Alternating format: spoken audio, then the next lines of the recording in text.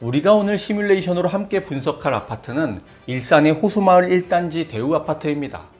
이 아파트를 선정한 이유는 세 가지인데요. 첫째는 가격 하락을 걱정하는 분이 많아 서브프라임 경제 위기에서도 가격 방어가 되었던 아파트를 골랐습니다. 둘째는 서울 수도권 집값이 많이 올랐지만 여전히 소액으로 투자 가능한 아파트를 찾았습니다. 셋째는 예금과의 투자 성과를 비교하기 위해 연간 인플레이션 비율에 유사하게 가격이 형성되는 아파트를 선택했습니다. 그럼 함께 검토를 시작해보죠. 먼저 호수마을 1단지의 입지를 보겠습니다. 3호선 마두역이 5분 거리에 있는 역세권입니다. 초품화는 아니지만 초등학교까지의 거리가 5분 이내, 중학교까지의 거리는 10분 이내인 학세권입니다. 그리고 이마트가 5분 거리, 뉴코아 아울렛이 10분 거리에 있는 몰세권입니다. 일산 차병원과 일산 제1병원이 근처에 있는 병세권입니다. 동사무소가 옆에 있어 행정 서비스를 이용하기 좋고 파출소가 단지에 붙어 있어 안전합니다. 하지만 호수마을의 최고 장점은 일산 호수공원이 근처에 있는 공세권이라는 것이죠. 호수마을 4단지와 5단지는 5분 거리, 1단지와 2단지는 10분 거리에서 일산 호수공원의 인프라를 누릴 수 있습니다. 이처럼 입지는 직접 임장을 통해 발품으로 점검하는 것이 좋습니다. 지도로만 보는 것과 직접 눈으로 보는 것은 많은 차이가 있죠. 이런 편리한 입지 때문에 호수마을 1단지는 늘 전세가 부족한 편입니다. 젊은 층이나 신혼부부들이 많이 찾는 아파트죠. 세대수가 388세대로 많지 않고 주상복합이라 관리비가 더 나온다는 점, 소형의 복도식 아파트라는 점, 도로변에 위치하고 있다는 등의 단점도 있습니다. 따라서 도로의 소음을 피하기 위해 저층보다 고층이 좋고 도로에 인접하지 않은 동호수를 고르는 게 중요하겠습니다. 그럼에도 호수마을 1단지는 늘 전세 수요가 많기 때문에 가격 방어가 된다는 게 장점이죠. 2005년부터 시세 변동 추이를 한번 보겠습니다. 2007년에서 2008년 서브프라임 모기지 사태로 세계 경제 위기가 있었죠. 하지만 시세 그래프를 보시면 경제 위기 시기에도 집값이 전혀 하락하지 않고 방어가 되었다는 걸 확인할 수 있습니다. 다음은 소액 투자가 가능한지를 살펴보죠.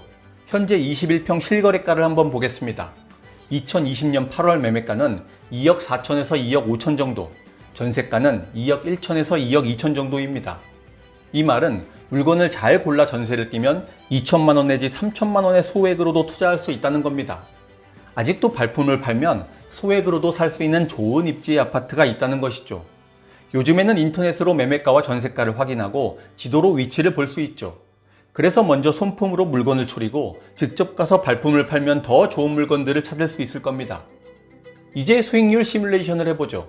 호수마을 1단지 21평을 전세를 끼고 3천만 원에 샀다고 해봅시다.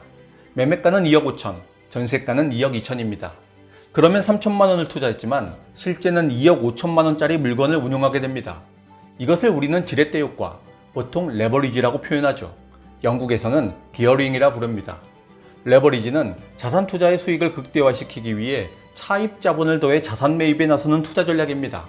전세를 끼고 집을 사는 것은 돌려줘야 할 부채인 전세금이라는 차입 자본을 활용해 자산을 매입하는 레버리지 투자 전략이죠. 3천만 원으로 2억 5천만 원짜리 물건을 굴리게 되는 겁니다. 그러면 3천만 원의 돈으로 예금을 했을 때와 수익률을 수치로 비교해 보겠습니다. 3천만 원을 연 3%의 이자로 10년을 예치했다고 해봅시다. 그러면 세금을 제외한 수령액은 대략 3,880만 원 정도가 됩니다. 880만 원 정도의 수익이 발생하는 거죠. 그러면 3천만 원으로 2억 5천만 원짜리 아파트를 살 경우 10년을 보유하고 연 3%가 오른다고 가정하면 어떻게 될까요? 연 50만 원 정도 나오는 보유세를 10년간 공제한다고 해도 3억 3천만 원 정도가 되니 8천만 원의 수익이 생기는 셈이죠.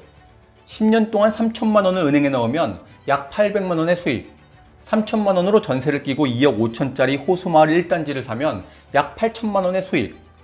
똑같이 3천만 원을 투자했지만 예금과 자산의 수익률은 이처럼 무려 10배 정도의 차이가 나게 되죠.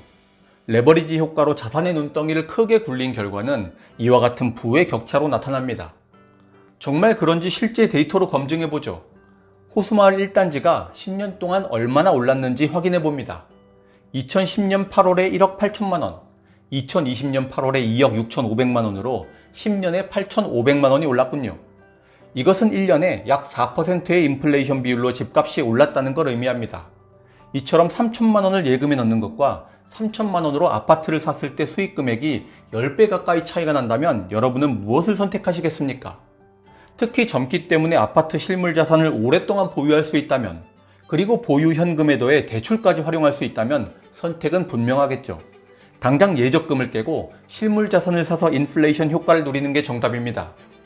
집값 하락이 걱정되시는 분은 오늘 실전에서 살펴본 것처럼 경제 위기에도 가격 방어가 잘 되고 전세 수요가 많은 아파트를 탐색하시기 바랍니다.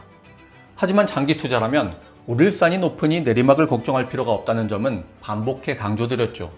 시간을 활용할 수 있는 자가 결국 승자가 됩니다. 이처럼 실물 자산과 시간, 인플레이션의 마법을 활용한 장기 투자는 여러분을 부의 미래로 이끌게 됩니다. 대출을 받을 수 있는 능력이 있다면 보유 현금의 대출을 합쳐 더 큰 눈덩이를 만드시기 바랍니다. 더 좋은 입지에 더 나은 아파트를 구입해 실물 자산의 가격을 더 크게 만드는 것이죠. 그러면 더 큰 자산 상승을 누릴 수 있습니다. 유의할 점은 공급 과잉으로 역전세가 나서 전세금이 낮아지지 않도록 주변 지역에 신축 공급이 있는지 꼼꼼하게 살피시기 바랍니다. 역전세가 나면 낮아진 전세금만큼 세입자에게 돌려줘야 하므로 리스크 요인이 되기 때문이죠.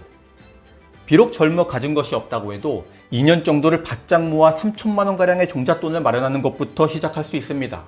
살펴본 것처럼 부동산 레버리지 투자의 가장 큰 무기는 시간이고, 젊을수록 인플레이션을 장기에 걸쳐 활용할 수 있기 때문에 은행이자의 10배가 아니라 100배를 넣는 투자도 가능해집니다. 우리 앞에 본격적으로 다가올 인플레이션 시대, 현금과 대출을 활용해 실물 자산을 가진 승리자가 되는 여러분이 되기를 바라며 다음 시간에도 더 좋은 영상으로 돌아오겠습니다. 고맙습니다.